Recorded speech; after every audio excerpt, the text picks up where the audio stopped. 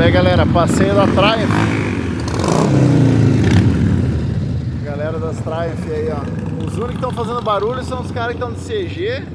Ó, os sidecar. Os únicos que estão fazendo barulho são os caras de Honda e os caras de Harley. O pessoal da Triumph é bem de boa. Eu acho que é um outro público, né? Tem Ducati aí no meio também, Triumph, Royal Enfield. Mas eu vi mais Triumph. Esse pessoal se reúne uma BM aí também, Kawasaki. Agora começou a vir os multimarcas. As primeiras lá eram todas... Olha aí, ó. As primeiras lá eram todas... Ah, tem o pessoal das BMs aí também, ó lá.